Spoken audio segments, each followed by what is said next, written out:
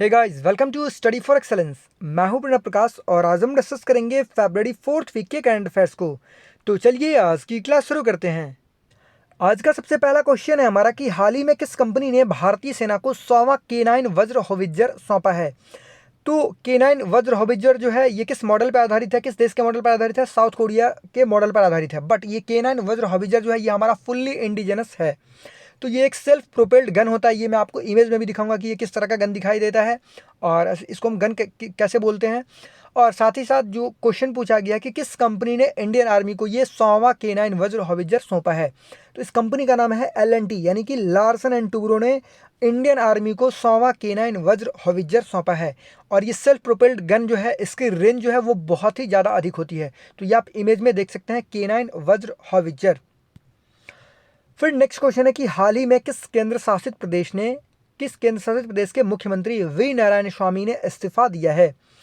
तो ये आप इनको देख सकते हैं इमेज में, ये हैं मुख्यमंत्री वी नारायण स्वामी। ये थे मुख्यमंत्री, किस स्टेट के मुख्यमंत्री थे जिन्होंने इस्तीफा दिया है, सॉरी किस यूनियन टेरिटरी के मुख्यमंत्री थे जिन्होंने इस्तीफा दिया। तो आपको पता होगा कि दो ही ऐसे यूनियन टेरिटरी है जहाँ पे कि असेंबली भी है और वहाँ पे चीफ मिनिस्टर भी हैं। तो ये कौन कौन से हैं? एक तो दिल्ली और एक है पुडुचेरी। तो ये पुडुचेरी के मुख्यमंत्री थे जो कि ये फ्लोर टेस्ट में पास नहीं कर पाए और ये अपना जो बहुमत है वो पास नहीं कर पाए और इन्हें इस्तीफा देना पड़ा। और अब पुडुचेरी में जो है राष्ट्रपति शासन भी लगा दिया गया है। और राष्ट्रपति शासन जो है किस आर्टिकल के अंडर लगाया जाता है? 356 के अंडर। और आपको मैं आगे जाकर ये भी बताऊंगा कि बहुत सारे स्टेट हैं, 4-5 ऐसे स्टेट हैं, यूनियन टेरिटरी हैं जहाँ पे आने वाले समय में चुनाव होंगे। सो ये आप ध्यान में रखिएगा। आगे हम डिस्कस करेंगे किस स्टेट और किस यूनियन टेरिटरी में चुनाव होने वाले हैं। फिर नेक्स्ट क्वेश्चन है कि which bank won the world HRD Congress award. किस बैंक ने वर्ल्ड HRD कांग्रेस अवार्ड जीता है? तो इस बैंक का नाम है union bank of India. Union bank of India ने वर्ल्ड HRD कांग्रेस अवार्ड जीता है। फिर नेक्स्ट क्वेश्चन है कि दुनिया के सबसे बड़े क्रिकेट स्टेडियम का नाम किसके नाम पर रखा गया है। तो दुनिया के सबसे बड़े क्रिकेट स्टेडियम का नाम जो है ये पहले क्या था? मोटेरा स्टेडियम। और ये मोटेरा स्टेडियम जो है ये अहमदाबाद में सिचुएटेड है। और साथ ही साथ ऐसा नहीं है कि ये स्टेडियम अभी बनकर तैयार हुआ है, ये स्टेडियम पहले भी हुआ करता था क्रिकेट स्टेडियम। और यहाँ पे 2014 में इंडियन टीम क्रिकेट खेल भी चुकी है। बट इस स्टेडियम को दुनिया का सबसे बड़ा बड़ा स्टेडियम बना दिया गया है अभी। जो इसकी सीटिंग कैपेसिटी जो है उसके हिसाब से हम बात कर रहे हैं 1,10,000 लोग इसमें एक साथ बैठकर क्रिकेट मैच का आनंद ले सकते हैं। तो इसका नाम अब बदलकर क्या कर दिया गया है? तो इसका नाम बदलकर कर दिया गया है नरेंद्र मोदी स्टेडियम। फिर नेक्स्ट क्वेश्चन है कि किस राज्य के होशंगाबाद शहर का नाम बदलकर नर्मदापुरम रखा जाएगा। तो होशंगाबाद जो शहर है ये किस स्टेट में है? ये है मध्य प्रदेश में। और मध्य प्रदेश के सीएम जो हैं शिवराज सिंह चौहान, उन्होंने सेंट्रल गवर्नमेंट को ये भेजा है कि हम जो है होशंगाबाद शहर का नाम बदलकर नर्मदापुरम करना चाहते हैं। होशांग शाह जो था उसने हमला कर इस शहर पर कब्जा किया था और अपने नाम पर इस शहर का नाम रखा था। बट अब इसका नाम बदलकर क्या कर दिया जाएगा? नर्मदापुरम। तो ये मध्य प्रदेश का शहर है, ये आप ध्यान में रखिएगा। फिर नेक्स्ट क्वेश्चन है कि किसे अंतर्राष्ट्रीय एंटी करप्शन चैंपियंस अवार्ड से सम्मानित किया गया है। तो ये आप इमेज में जो देख रहे हैं इनका नाम है अंजलि भारद्वाज। तो इसका आंसर होगा option number C, Anjali Bhardwaj. Anjali Bhardwaj के साथ साथ 11 और लोगों को बाइडेन गवर्नमेंट के द्वारा international anti corruption champions award से सम्मानित किया गया है। ऐसा नहीं है कि ये इंडियन अमेरिकन हैं अंजलि भारद्वाज, ये इंडियन सोशल एक्टिविस्ट हैं। और ये एकमात्र इंडियन है 12 लोगों में से जिन्हें ये अवार्ड दिया गया है, international anti corruption champions award. और भी 11 लोग हैं जिनका नाम उतना इम्पॉर्टेंट नहीं है, ये इंडियन है इसलिए हमारे एग्ज़ाम के लिए इम्पॉर्टेंट है। तो ये ध्यान रखिएगा। और ये फाउंडर हैं अंजलि भारद्वाज सतर्क नागरिक संगठन की। और इनके साथ जो हैं और भी बहुत सारे लोग हैं जैसे शिपा सिन्हा, एनी राजा। तो ये फाउंडर हैं, सतर्क नागरिक संगठन की फाउंडर हैं। और ये लोगों को जागरूक करती हैं कि किस तरह से लोग सतर्क रहें, किस तरह से करप्शन से बच सकते हैं और किस तरह से अगर कोई करप्शन दे रहा है या फिर कोई ले रहा है तो उससे हम कैसे लड़ सकते हैं। फिर नेक्स्ट क्वेश्चन है कि हाल ही में विष्णु नारायणम नंबूथरी का निधन हो गया, वह किस क्षेत्र से संबंधित थे? तो विष्णु नारायण नंबूथरी जो है ये एक पोएट थे। किस भाषा के पोएट थे? ये मलयालम भाषा के पोएट थे। और इनके निधन पर प्रधानमंत्री नरेंद्र मोदी हों या फिर राष्ट्रपति रामनाथ कोविंद हों, सभी ने दुख व्यक्त किया है। और जो इन्हें जो है 2014 में पद्म श्री अवार्ड से भी सम्मानित किया गया था।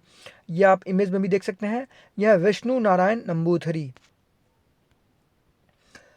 फिर नेक्स्ट क्वेश्चन है कि किस राज्य के सरकारी कर्मचारियों की सेवानिवृत्ति की आयु 59 से बढ़ाकर 60 वर्ष की कर दी गई है? तो अब इस स्टेट में जो है इलेक्शन भी होने वाला है, और जो आपके ऑप्शन में है यहाँ चारों में इलेक्शन होने वाला है, तो आप अब कंफ्यूज कर गए होंगे अगर आप डेली पेपर को नहीं पढ़ते हैं। तो इस स्टेट में जो है रिटायरमेंट की एज हुआ करती थी ये 59, अब हो गई है कितनी? 60। तो यहाँ पे अब चुनाव होने वाले हैं, तो ये कदम तो उठाए ही जाएंगे। और इस स्टेट का नाम है तमिलनाडु। तमिलनाडु के जो सीएम है एडापड्डी के पलानीस्वामी, इनके द्वारा ये निर्णय लिया गया कि अब जो रिटायरमेंट की एज होगी गवर्नमेंट एम्प्लॉय की, वो 59 से बढ़कर 60 हो जाएगी। तमिलनाडु कैपिटल चेन्नई है। फिर नेक्स्ट क्वेश्चन है कि इराकली गरिबस्वली को किस देश का प्रधानमंत्री चुना गया है? तो इराकली गरिबस्वली को चुना गया है प्रधानमंत्री जॉर्जिया का। ये आप ध्यान में रखिएगा। यहाँ पे मैं आपको मैप में भी दिखाऊंगा कि जॉर्जिया कहाँ है, और जॉर्जिया का जो कैपिटल है वो क्या है? तबिलिसी। तो यहाँ पे आप देख सकते हैं जॉर्जिया का मैप, और इसका जो बॉर्डर जो है शेयर होता है किस किस कंट्री के साथ? Turkey, Armenia, Azerbaijan, Russia. और इसका जो सी बॉर्डर है वो ब्लैक सी से टच होता है। और जॉर्जिया की कैपिटल क्या है? तबिलिसी। फिर नेक्स्ट क्वेश्चन है कि किस हवाई अड्डे को डीजीसीए के द्वारा मंजूरी मिलने के बाद यूपी का तीसरा अंतर्राष्ट्रीय हवाई अड्डा बन गया है? यानी कि यूपी का ये तीसरा इंटरनेशनल हवाई अड्डा बन गया है। तो पहले 2 इंटरनेशनल हवाई अड्डे कौन थे? एक तो था लखनऊ में, इस हवाई अड्डे का नाम है चौधरी चरण सिंह इंटरनेशनल एयरपोर्ट। दूसरा है वाराणसी में लाल बहादुर शास्त्री इंटरनेशनल एयरपोर्ट। और तीसरा यूपी का इंटरनेशनल एयरपोर्ट हो गया है कौन सा? कुशीनगर एयरपोर्ट। फिर नेक्स्ट क्वेश्चन है कि stories I must tell the emotional journey of an actor, इस पुस्तक के लेखक कौन हैं? तो ये बुक लिखी गई है कबीर बेदी जी के द्वारा। एक्टर हैं कबीर बेदी, यहाँ पर आप इमेज में देख सकते हैं। आपने भी आई होप बहुत सारी फिल्म इनकी देखी होगी। फिर नेक्स्ट क्वेश्चन है कि खेलो इंडिया यूनिवर्सिटी गेम्स का दूसरा संस्करण, दूसरा एडिशन जो है वो किस राज्य में आयोजित किया जाएगा? तो खेलो इंडिया यूनिवर्सिटी गेम्स का पहला संस्करण जो आयोजित किया गया था वो किया गया था ओडिशा में। ओडिशा में कहाँ पे? तो भुवनेश्वर में। और दूसरा एडिशन किस स्टेट में आयोजित किया जाएगा? तो ये किया जाएगा कर्नाटका में। और इसमें अंडर 25 एज के लोग जो हैं पार्टिसिपेट करेंगे। इसमें 150 से ज़्यादा यूनिवर्सिटी के बच्चे जो हैं इसमें इस खेलो इंडिया यूनिवर्सिटी गेम्स में पार्टिसिपेट करेंगे सेकेंड एडिशन में, जो कि कर्नाटका में आयोजित किया जाएगा। फिर नेक्स्ट क्वेश्चन है कि संयुक्त राष्ट्र के नए सहायक महासचिव के रूप में, यानी कि असिस्टेंट सेक्रेटरी जनरल के रूप में किसे नियुक्त किया गया है?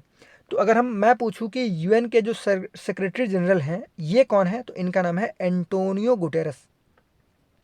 तो चलिए आप मुझे कमेंट बॉक्स में, बहुत ही आसान सा क्वेश्चन है कि आप मुझे कमेंट बॉक्स में कमेंट करके ये बता दीजिए कि यूएन का हेडक्वार्टर जो है वो कहाँ पे है।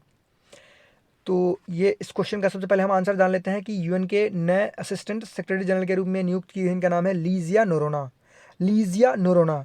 और ये इंडियन इकोनॉमिस्ट हैं, तो ये आप ध्यान में रखिएगा। और लीजिया नोरोना को यूएन के असिस्टेंट सेक्रेटरी जनरल के साथ साथ यूएनईपी यानी कि यूनाइटेड नेशंस एनवायरनमेंट प्रोग्राम के न्यूयॉर्क ऑफिस का हेड भी अपॉइंट किया गया है। आप यहाँ पे ध्यान दीजिएगा कि UNEP united nations environment programme, इसका हेडक्वार्टर कहाँ पे है? केन्या की कैपिटल नैरोबी में। सो इसका जो अपना ऑफिस है न्यूयॉर्क में, उसकी हेड और साथ ही साथ यूएन के असिस्टेंट सेक्रेटरी जनरल के रूप में अपॉइंट की गई हैं लीजिया नोरोना। और लीजिया नोरोना ने सत्या त्रिपाठी का स्थान लिया है असिस्टेंट सेक्रेटरी जनरल के रूप में। और वहीं पे जो आप ऑप्शन नंबर सी में देख रहे हैं इंद्र मणि पांडे, ये नाम भी सुपर इंपॉर्टेंट है। अब देखिए आपको बताओ कि जेनेवा में बहुत सारे हेडक्वार्टर हैं, तो जेनेवा में जो हेडक्वार्टर हैं बहुत सारे, तो वहाँ पे यूएन, यहाँ बात करें यूएन के बारे में, यूएन के बहुत सारे जेनेवा में हेडक्वार्टर हैं, तो वहाँ पे जितने सारे यूएन की बॉडी जो है उसके परमानेंट रिप्रेजेंटेटिव हैं इंडिया की तरफ से इंद्रमणि पांडे। वहीं पे अगर बात करें कि इंडिया के परमानेंट रिप्रेजेंटेटिव कौन है डायरेक्टली यूएन में, तो ये हैं टीएस तिरुमूर्ति, टीएस तिरुमूर्ति। तो यहाँ पे आप देख सकते हैं लीजिया नोरोना को, और यहाँ पे देख सकते हैं सिविल सक्सीड सत्या त्रिपाठी, और ये इंडियन इकोनॉमिस्ट हैं। फिर नेक्स्ट क्वेश्चन है कि नेशनल साइंस डे ये कब मनाया गया या फिर कब मनाया जाता है। तो नेशनल साइंस डे हर एक साल 28 फरवरी को मनाया जाता है।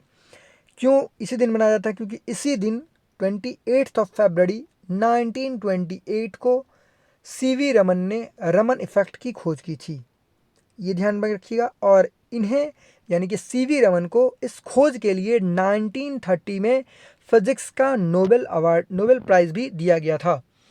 तो इन सारे फैक्ट्स को आप ध्यान रखिएगा। यहाँ पर आप देख सकते हैं नेशनल साइंस डे 28 फरवरी को मनाया जाता है क्योंकि सीवी रमन ने डिस्कवर किया था रमन इफेक्ट के बारे में, और इसके लिए इन्हें 1930 में नोबेल प्राइज़ भी दिया गया था। और एक इम्पॉर्टेंट चीज़ कि नेशनल साइंस डे 2021 का थीम क्या था? तो future of science and technology and innovation, या फिर डायरेक्टली आप कह सकते हैं future of STI, impact on education skills and work. फिर नेक्स्ट क्वेश्चन है कि CERAWeek global energy and environment leadership award 2021 कौन प्राप्त करेगा? तो CERAWeek global energy and environment leadership award 2021 प्राप्त करेंगे, इनका नाम है नरेंद्र मोदी। नरेंद्र मोदी, यहाँ पे आप देख सकते हैं ये सेरावीक की वेबसाइट है, और यहाँ पे लिखा हुआ है कि prime minister Modi of India to receive CERAWeek energy and environmental leadership award. तो इससे ज़्यादा इस क्वेश्चन में और कुछ भी जानने लायक नहीं है। फिर नेक्स्ट क्वेश्चन है कि एशिया के सबसे बड़े मवेशी पार्क या फिर कैटल पार्क का उद्घाटन किस राज्य में किया गया है? तो एशिया के सबसे बड़े मवेशी पार्क यानी कि कैटल पार्क का उद्घाटन किया गया है तमिलनाडु में। अगर पूछ लिया जाए कि तमिलनाडु में कहाँ उद्घाटन किया गया है, तो सलेम में। इसमें 100 करोड़ से ज़्यादा का खर्चा आया है और 1600 एकड़ में ये कैटल पार्क फैला हुआ है। फिर नेक्स्ट क्वेश्चन है कि राष्ट्रीय अनुसूचित जाति आयोग के अध्यक्ष यानी कि national commission for scheduled caste के चेयरमैन के रूप में किसे नियुक्त किया गया है? तो इनका नाम है विजय संपाला, जो कि आप इमेज में देख सकते हैं। विजय संपाला ये फॉर्मर MP रह चुके हैं, बीजेपी के MP, साथ ही साथ ये फॉर्मर मिनिस्टर भी रह चुके हैं। 2014 से 2019 के समय में जो ये MP थे, लोकसभा के मेंबर थे, उस समय इन्हें मिनिस्टर भी अपॉइंट किया गया था, मिनिस्टर भी बनाया गया था विजय संपाला को। फिर नेक्स्ट क्वेश्चन है कि दुनिया का पहला ऐसा देश कौन सा बन गया है इंडिया के बाद? इंडिया को तो वैसे कोवैक्स फैसिलिटी से वैक्सीन नहीं दी गई है, बट कोविड-19 की जो वैक्सीन है और जो WHO के द्वारा जो एक इनिशिएटिव लाया गया है कोवैक्स फैसिलिटी, इसके अंडर किस कंट्री को, कौन सी कंट्री पहली ऐसी कंट्री बनी जिसे कोवैक्स फैसिलिटी के अंदर कोविड-19 वैक्सीन की डोज मिली है? तो इस कंट्री का नाम है घाना। इस कंट्री का नाम है क्या है? घाना। और ये जो है अफ्रीकन कंट्री है, और इसे डोज दिया गया है, कितना डोज? तो 6 लाख डोज भेजा गया है कोवैक्स फैसिलिटी के द्वारा। 6 लाख डोज WHO के द्वारा ये इनिशिएटिव स्टार्ट किया गया है फ्री में वैक्सीनेशन के लिए। और करीब 90 ऐसे देश इसमें बताया गया है कि इनमें से जो बहुत ही ज़्यादा गरीब तबके के लोग हैं उस कंट्री में, उनको फ्री में वैक्सीनेशन दी जाएगी। और जो वैक्सीनेशन जो घाना में जो लोगों को दिया जाएगा, वो कौन सा वैक्सीन दिया जाएगा ये भी पता चल गया है। ये वैक्सीन दिया जाएगा ऑक्सफोर्ड एस्ट्राजेनेका वैक्सीन, और जिसका प्रोडक्शन कौन कर रही है? तो सीरम इंस्टीट्यूट ऑफ इंडिया। वहीं पर अगर हम घाना के बारे में बात करें तो घाना की कैपिटल क्या है? आकरा। फिर नेक्स्ट क्वेश्चन है कि भारत और वर्ल्ड बैंक ने किस राज्य में शिक्षा में सुधार के लिए $68 मिलियन के समझौते पर हस्ताक्षर किया है? तो भारत और वर्ल्ड बैंक ने नागालैंड में शिक्षा के सुधार के लिए $68 मिलियन के समझौते पर हस्ताक्षर किया है। चलिए आज का दूसरा क्वेश्चन कि वर्ल्ड बैंक, ये मैं बराबर बताते रहता हूँ कि वर्ल्ड बैंक का हेडक्वार्टर जो है वो वाशिंगटन DC में है, और इसके जो डायरेक्टर जनरल है कौन है ये भी मैं हर वक्त बताता हूँ। बट आज आपसे दूसरा क्वेश्चन ये है कि वर्ल्ड बैंक के जो डायरेक्टर जनरल हैं वे प्रेजेंट टाइम में, इनका नाम क्या है? आप मुझे कमेंट बॉक्स में कमेंट करके बताइए। फिर नेक्स्ट क्वेश्चन है कि गैर अल्कोहलिक फैटी लीवर रोग के लिए कार्रवाई की आवश्यकता की पहचान करने वाला दुनिया का पहला देश कौन सा बन गया है। देखिए, फैटी लीवर दो कारणों से होता है, एक तो ज़्यादा अल्कोहल कंजप्शन के कारण, और एक होता है जो खान पान सही नहीं हो उसके कारण फैटी लीवर होता है। तो बेसिकली ये देखा गया है कि जो मेजोरिटी जो होती थी फैटी लीवर होने का जो कारण जो होता था वो क्या होता था, अल्कोहल ही मनाता था। लेकिन अब देखा गया है कि जो खान पान जो है उसके कारण भी बहुत लोग, जो लोग अल्कोहल को हाथ भी नहीं लगाते हैं, उनको भी फैटी लीवर डिजीज़ हो जाता है, यानी कि लीवर में सूजन हो जाता है, फिर कोई हेपेटाइटिस हो गया और लोगों की मृत्यु तक हो जाती है। तो इसके लिए कार्रवाई करने की पहचान करने वाला जो पहला देश बन गया है वो बन गया है इंडिया। कि इसके बारे में लोगों को जागरूक कर पाएँ, इसको कैसे क्योर किया जाए उसके बारे में लोगों को बता पाएँ। यहाँ पे आप देख सकते हैं, health minister doctor Harshvardhan today said that India has become the first country in the world to identify the need for action, कि इसके लिए एक्शन लिया जाए। किस तरह से एक्शन लिया जाए? For non alcoholic fatty liver disease. फिर नेक्स्ट क्वेश्चन है कि फाइनेंशियल ईयर 2020-21 की पहली छमाही में कौन सा देश भारत का सबसे बड़ा व्यापारिक भागीदार बनकर उभरा है। देखिए, यहाँ पे फाइनेंशियल ईयर 2020-21 अभी ख़त्म नहीं हुआ है, 31 मार्च को 2020-21 फाइनेंशियल ईयर ख़त्म ही होगा, और हम दूसरी तरफ बात कर रहे हैं फाइनेंशियल पहली छमाही में। तो पहली छमाही में इंडिया का सबसे बड़ा ट्रेड पार्टनर कौन सा था? तो इंडिया का सबसे बड़ा ट्रेड पार्टनर है पहली छमाही के मुताबिक चाइना। कितने सारे स्टैंड ऑफ हो गए, कितने सारे हमने आत्मनिर्भर भारत के बारे में कल्पना कर ली, बट फिर भी चाइना पहले स्थान पे स्टूड करता है। दूसरे स्थान पे कौन? यूएसए, और तीसरे स्थान पे यूएई। भले ही अगर हम बात करें 2019 के कंपैरिजन में 2020 को कंपेयर करें, तो 2019 में जो हमारा और चाइना का जो ट्रेड हुआ था वो कितना हुआ था? 85.5 बिलियन डॉलर, और जो कि इस बार हो गया 77.7 बिलियन डॉलर। बिल्कुल हमारा ट्रेड डेफिसिट हमेशा रहता है चाइना के साथ, बल्कि हमारा यूएस के साथ सरप्लस रहता है। और इंडिया यूएस के बारे में अगर ट्रेड के बारे में बात करें तो 2020 में जो ट्रेड हुआ है वो कितना हुआ है? 75.9 बिलियन डॉलर, और यूएई जो है इंडिया का तीसरा ट्रेडिंग पार्टनर है। फिर नेक्स्ट क्वेश्चन है कि हाल ही में किस राज्य के विधानसभा में पहली बार राष्ट्रगान बजाया गया, यानी कि पहली बार नेशनल एंथम प्ले किया गया। तो ये 58 साल के इतिहास में पहली बार हुआ है, जब ये स्टेट बना था 1963 में। तो मैं बात कर रहा हूँ नागालैंड के बारे में। इसका आंसर क्या होगा? ऑप्शन नंबर बी, नागालैंड, जिसकी कैपिटल क्या है? कोहिमा। सीएम है नेफ्यू रियो, और गवर्नर है RN रवि। फिर नेक्स्ट क्वेश्चन है कि अपने पति की पैतृक संपत्ति यानी कि एंसेस्ट्रल प्रॉपर्टी में महिलाओं को ऑनरशिप देने वाला जो है देश का पहला राज्य कौन सा बन गया है। यानी कि अगर आप हैं, आपकी ये पत्नी है, और आपके पास जो जितनी सारी प्रॉपर्टी है, अगर कुछ प्रॉपर्टी, कोई भी प्रॉपर्टी आपने नहीं खरीदी है और आपके पिताजी की है या फिर आपके दादाजी की है, तो उसमें आपकी वाइफ का भी आधा हक बनता है, को ऑनरशिप दी जाएगी, उनको लीगल बना दी जाएगी इस स्टेट में। और ऐसा करने वाला ये पहला इंडिया का स्टेट हो गया है। तो सुपर इंपॉर्टेंट क्वेश्चन हो जाता है ये।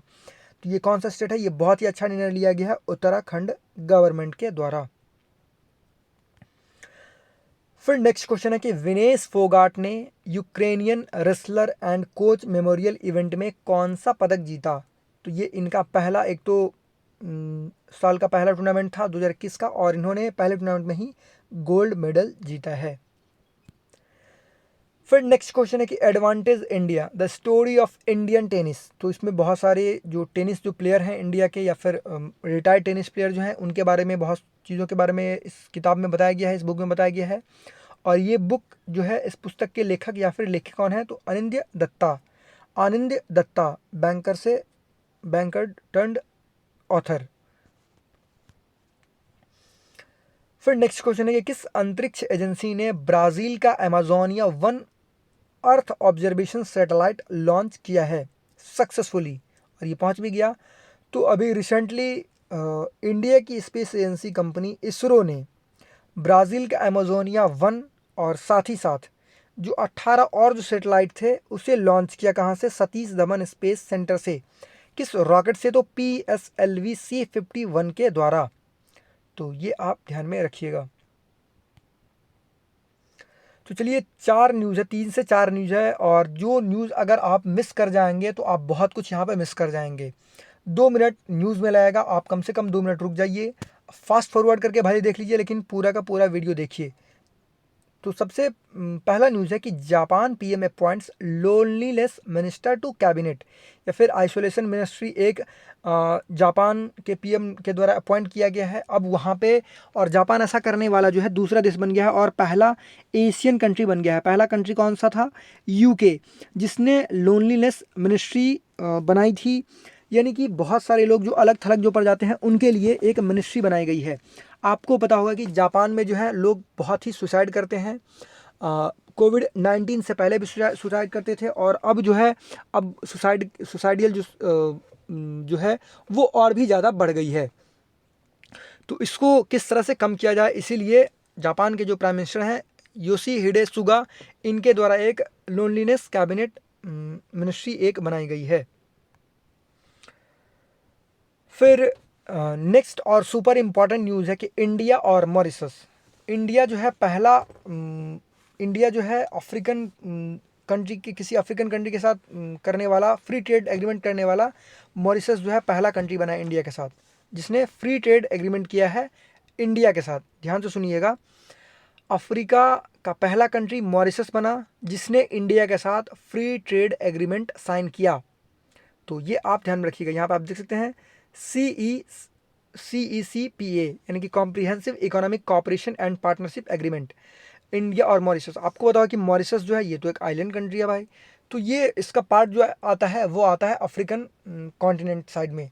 तो दैट्स वाई इसे हम अफ्रीकन कॉन्टिनेंट का ही पार्ट मानते हैं, बेसिकली पूरी दुनिया मानती है। तो यहाँ पे एक चीज़ ये ध्यान दीजिएगा कि फ्री ट्रेड एग्रीमेंट एक तरह से हुआ कि जो गुड्स जो होंगे जो इस कंट्री से उस कंट्री में जाएंगे या फिर इस कंट्री से उस कंट्री में, तो उस पर जो कस्टम जो ड्यूटी है वो ना के बराबर लगाई जाएगी। इस तरह का ये कॉपरेशन होता है। फिर नेक्स्ट न्यूज़ है कि राष्ट्र प्रथम 82 वर्षों की स्वर्णिम गाथा, इस बुक को किसके द्वारा रिलीज़ किया गया? होम मिनिस्टर के द्वारा, होम मिनिस्टर अमित शाह के द्वारा। इसमें बताया गया है कि CRPF का जो रेजिम जब हुआ था 1939 में, उससे अभी तक का जो जानकारी दी गई है CRPF के बारे में कि इस बुक को जो है किसके द्वारा लिखा गया है?